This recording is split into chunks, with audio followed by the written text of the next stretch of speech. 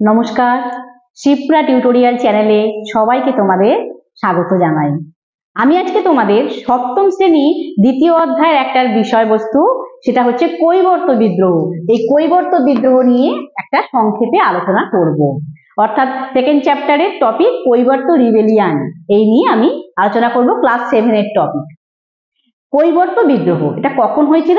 বাংলায় যখন পালদের রাজত্ব ছিল, ঠিক পাল শাসনের সময় একাদশ শতকের দ্বিতীয় ভাগে, অর্থাৎ 11th সেঞ্চুরির সেকেন্ড পার্টে, এই সময় বেঙ্গলে এই কৈবর্ত রিবেলিয়ন হয়েছিল, বাংলায় কৈবর্ত বিদ্রোহ হয়েছিল।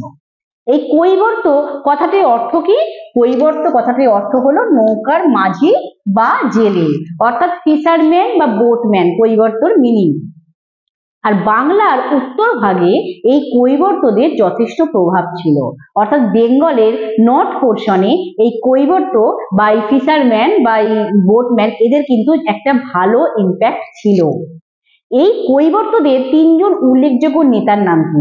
এই কৈবর্তদের তিনজন উল্লেখযোগ্য নেতা হলো দিব্য, বা তাকে দিব্যকও বলা হয়, আরেকজন হচ্ছে রুদ্র এবং আরেকজন হচ্ছে ভীম।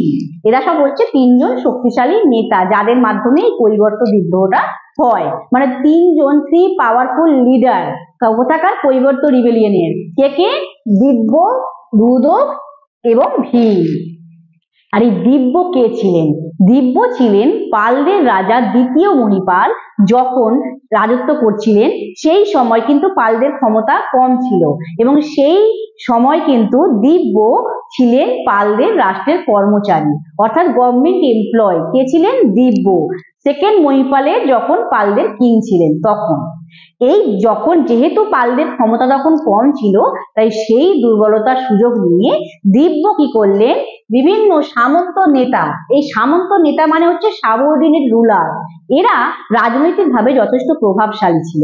এই সামন্ত নেতাদের বিভিন্ন পাল বিবরণীতে রাজন বা সামন্ত বা মহাসামন্ত এইসব নাম দেওয়া হয়েছে। এই সমস্ত সাবঅর্ডিনেট রুলার, এদেরকে নিয়ে দিব্য কি করলেন?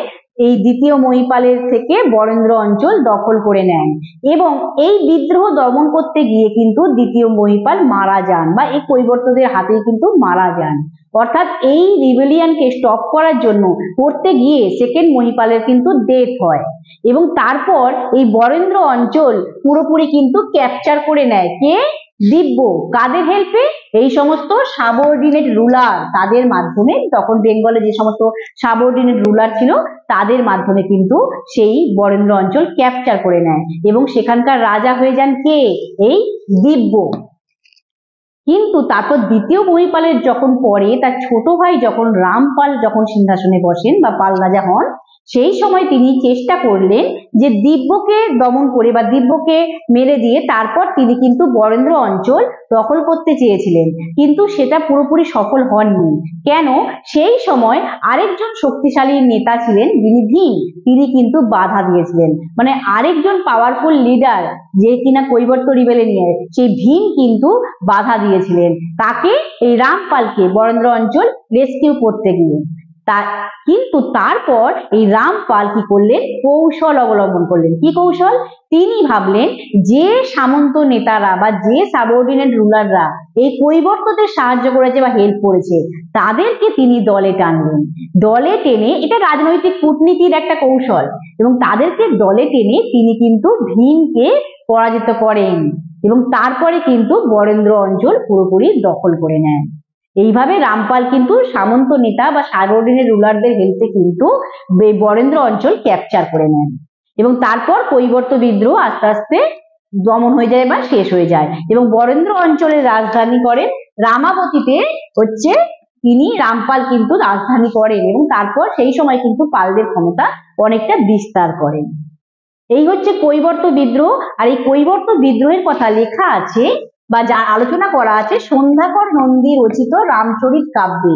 সন্ধ্যাকর নন্দী রচিত রামচরিত কাব্যে কিন্তু এই কৈবর্ত বিদ্রোহ সম্পর্কে লেখা আছে, কৈবর্ত রিবেলিয়ন সম্পর্কে ডিসকাস করা আছে। কোথায়?